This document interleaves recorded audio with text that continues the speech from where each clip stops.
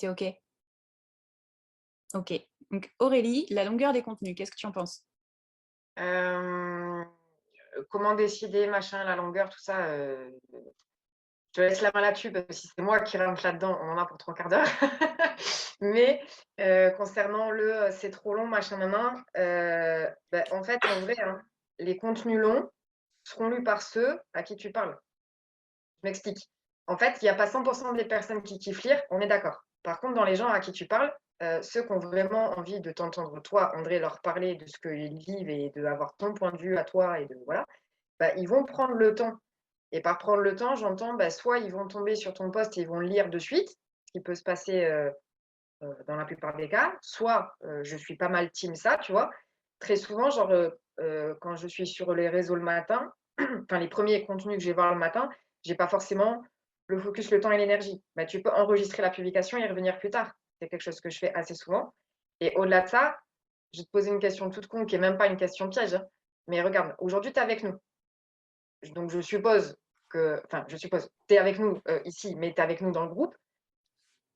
Le contenu d'Elsa, par exemple, quand tu le vois arriver, est-ce que tu le lis jusqu'au bout? Attention. Oui, oui, oui, oui, oui, oui. Et pourquoi tu le lis jusqu'au bout? Parce que tu y as un intérêt, parce que ça t'intéresse concrètement, tu vois? Quand bien même de base, tu aimerais pas au pire, en fait, en vrai, ce qui pourrait se passer, c'est si tu avais la flemme de tout lire, tu lirais entre guillemets «en diagonale», machin, mais ça te ferait quand même capter ce dont elle veut parler, tu vois? Et tu t'arrêterais sur l'endroit, spécifique de la publication qui toi t'intéresse. Et donc pour moi, c'est vraiment juste ça, c'est que c'est pas une vraie enfin la vraie question, c'est pas une question de longueur, c'est est-ce que les gens qui lisent ce que tu fais, sont ceux qui en ont besoin et envie? Parce que si c'est le cas, ils le liront en fait, ils en auront jamais assez, ils en auront jamais assez, enfin ce sera jamais trop. Ils vont te réclamer des contenus. Mmh. Il y a plein de trucs dans cette question, en fait. Il y a énormément de Mmh choses, mh. donc je vais pas, faire tout le tour. Mais là, ce qui ressort, c'est que pour moi, dans la création de contenu, il y a, bon, d'abord sur la longueur, ouais, je suis OK avec ce que dit Aurélie, c'est essentiellement une question de cible. C'est-à-dire que si tu publies des contenus longs, d'office, tu filtres, en fait. Tu filtres, un certain type de personnes, un certain type de personnalité, des gens qui aiment un certain type de contenu et bah, les autres, peut-être que, ils vont aller ailleurs.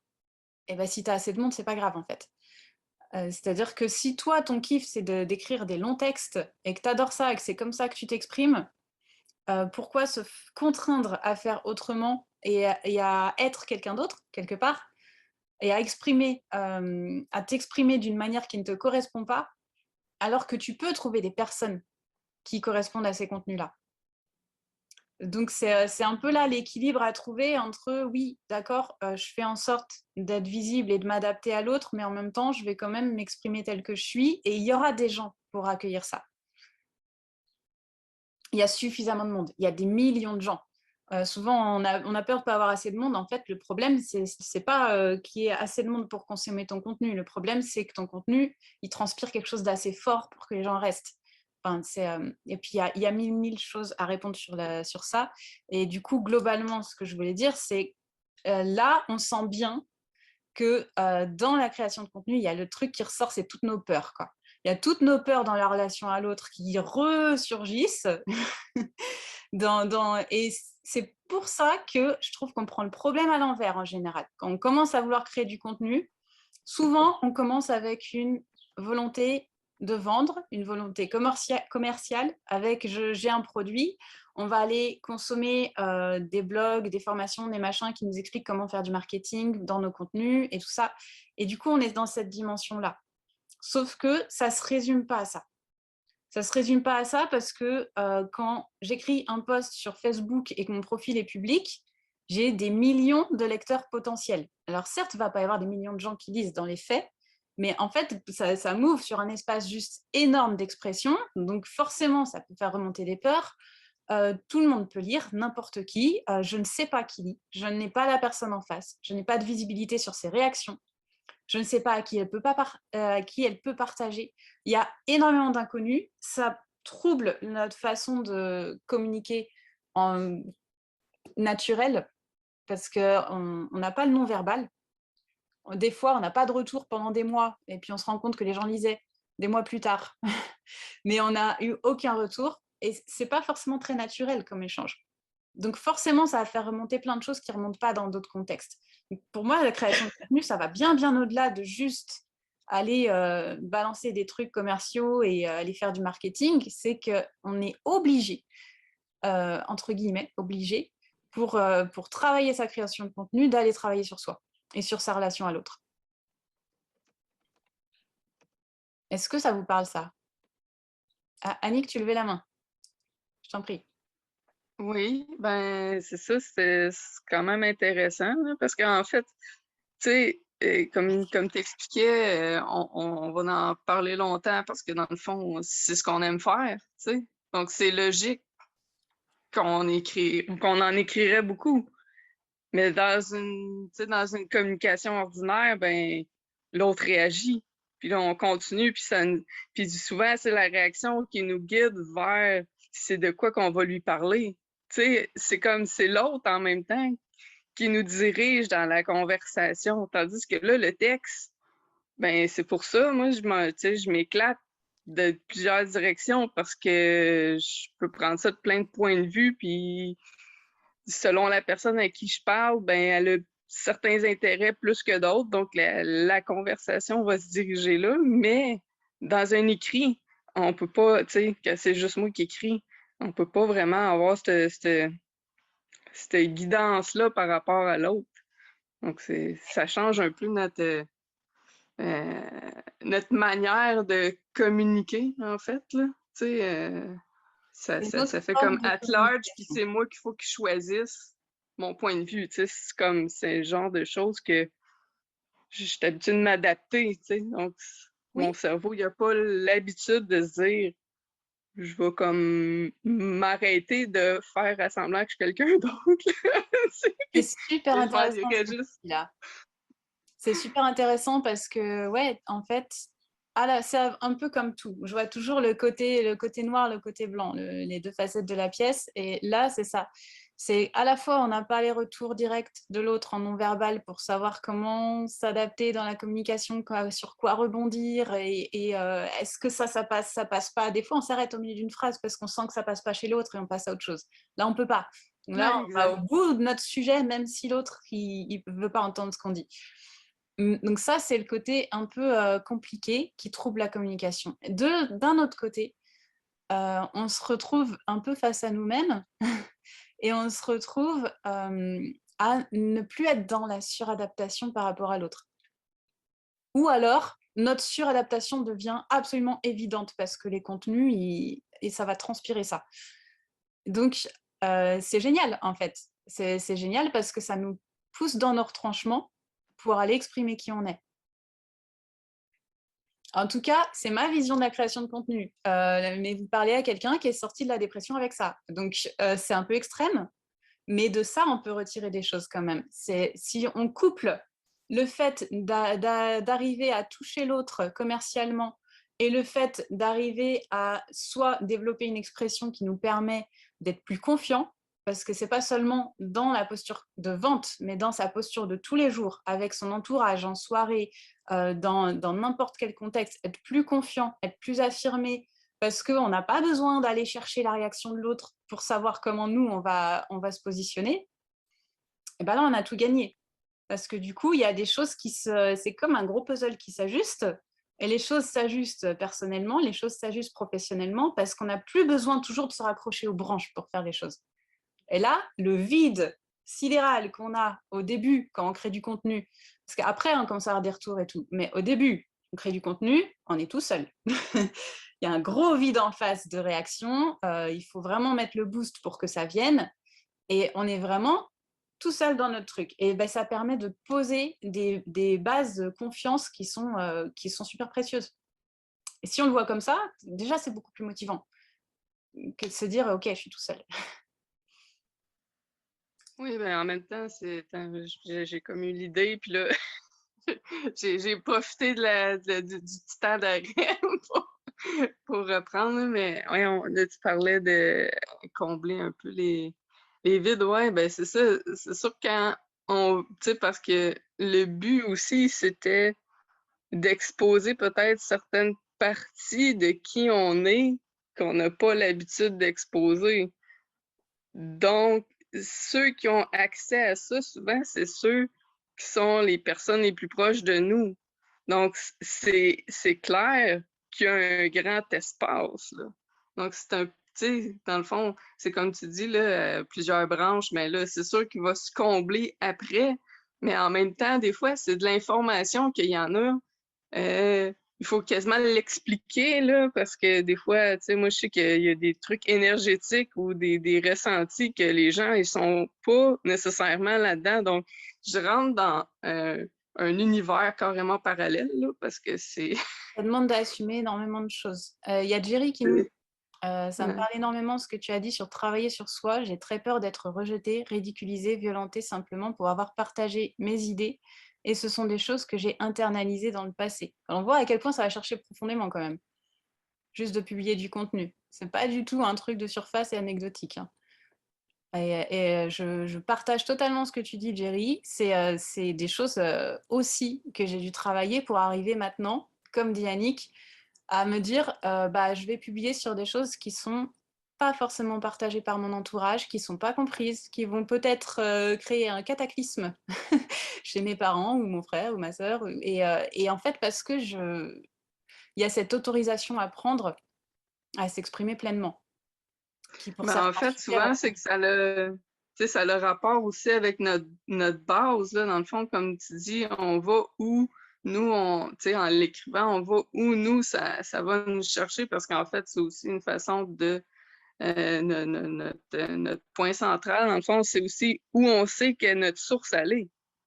Ouais. Tu sais, fait que c'est sûr que les gens ils sont contents des fois de me parler, puis tu sais, de savoir d'où ça vient, mais c'est un peu là que je vais, mais ils savent pas, tu sais, ils savent pas que ça vient de là, donc de l'écrire, là, hein, c'est donc bien, tu sais, ils comprennent pas, ils sont pas rendus à cette étape-là, des fois, là, fait que c'est, Mhm. en tout cas, c'est pas évident de gérer un peu dans l'écrit quoi, tu sais, jusqu'où aller pour ne pas non plus perdre l'audience, ou en tout cas, juste d'en Oui, dire assez, alors ça, c'est une question. mais d'en dire suffisamment pour quand même qu'ils comprennent que ça fait vraiment partie de ce que je dis pas en général. Tu sais, c'est le même que je le vis, mais en tout cas.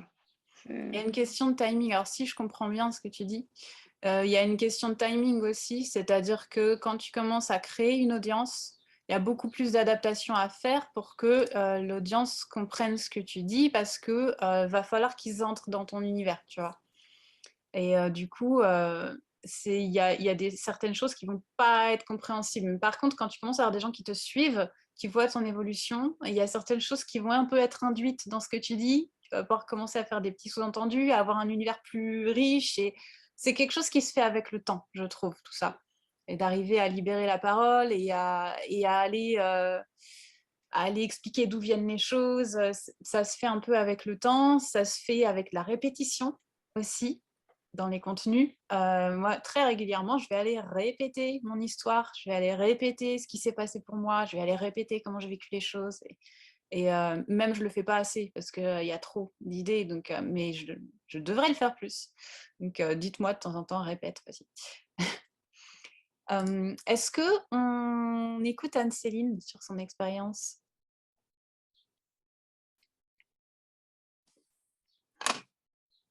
Voilà. Bonjour. Je vais être rapide parce que je vais partir en séance. D'accord. Alors, mon expérience, en fait, je vous ai écouté là depuis 10 minutes. Ça me parle vraiment par rapport à la question de s'exposer dans ses contenus. Et du coup, moi, j'ai choisi de m'exposer auprès de mes collègues et pas auprès des cibles. On en a parlé avec Elsa. Donc, effectivement, moi, j'ai absolument pas communiqué sur ma cible. Mais j'avais besoin, dans un premier temps, de communiquer pour mes collègues, pour les personnes qui étaient sur mon profil Facebook que j'utilisais pas jusqu'à présent. Donc, il y avait des collègues qui ont la même profession que moi et des collègues avec qui je bosse actuellement, un peu de ma famille et pas du tout de clients potentiels et des entrepreneurs comme vous que j'ai suivis ces dernières semaines. Donc, je pense que j'ai eu besoin de commencer par asseoir ma, ma légitimité de moi envers voilà, les autres qui partagent peut-être pas tout à fait la même vision de mon travail que moi. Mais ça a été aussi pour moi la possibilité de commencer à écrire et à publier. Alors, j'ai pas du tout cherché à publier court ou long. J'ai eu des fois des retours comme quoi, ben, peut-être qu'il fallait publier plus court. Moi, j'en sais rien. Là, je suis vraiment novice dans cette idée du Là, contenu, tu de as la dit qu'il création. faut, donc ça donne une Pardon. petite indication sur, c'est une phrase en «il faut», ça donne une petite indication sur sa valeur. Oui, alors oui, effectivement, j'ai oublié de m'écouter. Donc, surtout pas le «il faut». En fait, c'est très drôle parce que les réactions étaient complètement différentes entre des réactions. Il y a une réaction qui a eu sur un des premiers posts que j'ai publié en racontant ma journée de travail et ma sœur a réagi par rapport à l'enseignement. Et je me suis dit, mais elle n'a pas du tout compris mon post et en même temps, ça m'a permis d'expliquer des choses. Donc finalement, la réaction de quelqu'un permet d'aller plus loin dans ses propos sans avoir besoin de se justifier. Ça, j'ai trouvé l'exercice intéressant. Après, j'ai eu besoin de l'appeler, de mettre les choses au clair, mais c'était en off. Donc, je pense que quand on est face à un public qu'on ne connaît pas et qu'on ne peut pas contacter, ben, c'est sûr que la posture de s'assumer dans ce qu'on dit et sans avoir besoin d'attendre un acquiescement de l'autre, ben, c'est super important. Et j'avais pas réalisé avant que tu en parles, Elsa, que effectivement, dans ma façon de communiquer, je suis beaucoup dans le non-verbal et je m'adapte à l'extérieur et que là, ça va être un vrai travail pour moi d'accepter les silences, d'accepter de ne pas avoir de feedback et de me faire confiance dans ma posture. Donc, ça va forcément changer aussi ma manière d'être. Donc, c'est cool. C'est ça, ça fonctionne en miroir. Voilà. Et du coup, voilà, aujourd'hui, je me sens plus confiante pour commencer à communiquer sur mon offre. De quelle manière, ça, je ne sais pas encore. Mais voilà, je vais progressivement pouvoir le faire parce que je me suis lancée dans ce challenge sur la première semaine. C'était trop intensif pour moi pour continuer la suite. Et je pense que quelque part, le frein était aussi sur le fait d'aller plus loin dans l'offre que je n'avais pas encore mis dans la matière, qui se met progressivement maintenant. Donc, c'est un processus. Et ce Très processus, progressivement. Oui. c'est un vrai... Ah, pardon? Elle est calée ou elle n'est pas calée, ton offre, qu'on soit clair? Alors si, mon offre, elle est calée, Ah. elle est très bien. Elle est calée, elle est même à l'oral transmise. Je viens de donner 2 fois le prix à des gens qui sont encore pas une fois mes clients potentiels. Mais ça, je crois que j'ai besoin de le transmettre à vraiment mes pairs. Je ne sais pas. En fait, c'est pas anodin non plus que je transmette les choses à mes pairs. C'est comme ça que je travaille dans mon boulot aussi. C'est aussi tout à fait normal par rapport à ton historique parce que toi, tu t'extrais d'un monde hyper formaté où justement, tu as tous tes pairs autour de toi pour prendre ton indépendance et fonctionner en électron libre. Donc forcément, il y a des questions, voilà, on a travaillé ensemble de toute façon, donc il y a des questions de loyauté, il y a des questions, le prix x2, qu'est-ce que tu veux dire, Denis? Il y a des questions de loyauté, il y a des questions de légitimité, il y a des questions: est-ce que j'ai le droit? Est-ce que je peux m'autoriser de sortir d'un certain système? Donc je trouve que c'est normal et que ça peut être sain de passer d'abord par un: «Je prends mon indépendance», avant de se concentrer sur ton client. Mais maintenant c'est fait, vas-y, fonce. Oui, maintenant c'est fait, voilà, c'est fait. Mais par contre, voilà, moi j'observe le processus dans lequel j'ai eu besoin de passer, dans lequel je suis encore un peu. C'est déjà l'oral, ensuite l'écrit, par rapport à mon identité, au niveau de l'identité des personnes qui me sont dans le même écosystème professionnel que moi, pour ensuite m'extraire, pour aller sur vraiment le cœur de ma mission et de mon offre. Et je fais la même chose maintenant par rapport à la question du prix. Et ça, c'est vrai que la question du prix, tant qu'on n'avait pas travaillé sur le poser dans la matière, je ne pouvais pas l'évoquer. Et aujourd'hui, je me rends compte que je l'évoque. Mais c'est les personnes qui viennent me chercher à des pairs, en fait, à des professionnels. Mmh. Parce que je pense que je suis dans le même processus. Et que finalement, comme j'ai besoin de ça, ben, j'attire j'attire les personnes qui vont me faire expérimenter ça. Mais maintenant, mon intention est de m'adresser à des clients. Donc, ça y est, c'est posé. La prochaine étape, là, c'est t'annonces ton prix à un prospect. J'annonce mon prix. Et puis d'ailleurs, vous avez peut-être des problèmes visuels, donc je peux. Ça serait super. Ouais, alors, si quelqu'un a des problèmes en termes de vue, Mais voilà, non, un mais c'est bilan ça en fait. orthoptique qui va plus loin que la simple Mais définition, carrément, là, vraiment dans l'accompagnement humain. Nous Ouais, avons carrément. Céline ici présente qui peut vous aider. Voilà, donc si vous avez de la famille, des enfants. Non, mais après, c'est pas comme ça que je vais trouver, mais souvent, c'est comme ça que je fonctionnais, en fait. Et j'ai toujours travaillé, on est venu me chercher à chaque fois. Donc, c'est aussi un vrai challenge à aller chercher. Moi, j'ai jamais été à On peut chercher. créer du magnétisme pour que les gens viennent nous chercher. Oui, mais là, aujourd'hui, je ne parle qu'avec vous, donc forcément, c'est pour ça que je vous dis, vous n'avez pas besoin de trucs. Ouais. Parce que, moi, Très, voilà, c'est juste. très concrètement, dans ce que dit Anne-Céline, il y a le magnétisme, c'est pas se reposer sur je vais irradier des ondes d'attraction et les gens vont venir vers moi. Et très très concrètement, si on parle réseaux sociaux et création de contenu, en gros, le magnétisme, c'est pas juste je vais poster un truc tellement ouf que les gens vont m'ajouter en ami parce qu'ils vont tomber sur mon profil comme par magie. Il y a des actions à poser. Les actions à poser qui seraient à aller chercher les gens pour les ajouter en amis, à les cibler, à savoir à qui on parle, à être visible à l'extérieur, parce que personne va tomber. C'est peut-être une ou deux personnes, mais très rares sont les personnes qui vont tomber sur votre profil par hasard comme par magie. Donc, il y a les actions à poser. Et je dis ça pourquoi? Parce que j'ai vu déjà dans d'autres espaces des personnes qui vendaient cette idée de t'inquiète pas, on va te créer une communication magnétique, tu n'auras plus rien à faire. Ce n'est pas le cas. Voilà. Ça peut amplifier, accélérer, permettre qu'une action ait plus de portée, mais ça ne peut pas remplacer toutes les actions. Voilà, il y avait Aurélie qui nous disait, et après j'ai noté un petit truc, il y avait Aurélie qui nous disait au sujet de nos peurs, de s'exposer, être humilié, moquer, tout ça. Il y a un truc qui me suit depuis un moment et qui ressort de partout en ce moment, l'idée que dans cette peur se cache aussi une question d'humilité. Un truc du style, on n'est pas si important que ça pour les autres, dans la masse, pour que ça crée forcément autant de ces réactions projetées. Moi, j'ai quelque chose à dire là-dessus. Est-ce que quelqu'un a quelque chose à dire avant? Levez la main ou secouez les mains. Personne? Ouais, André. Je n'ai pas compris. C'est trop riche, Aurélie. Moi non plus, j'ai pas compris, mais j'osais pas faire ma chieuse, donc j'ai rien dit. Merci André d'avoir parlé. Aurélie est repartie dans son petit travers de transmission. C'est vachement trop long, j'ai pas compris. Moi j'ai En compris. vrai, je serais réflexe quand Elsa vous a demandé si vous aviez un truc à dire parce que j'étais en train de me relire, je me suis dit voilà, à l'écrit là, comme ça. Donc en gros, c'est pas une version définitive du truc, mais là, ce que je partageais, c'est qu'en fait, quand on se dit qu'on a peur, parce que je crois que c'est André qui nous partageait ça tout à l'heure, ou Jerry, je sais plus, enfin, je l'ai vécu aussi,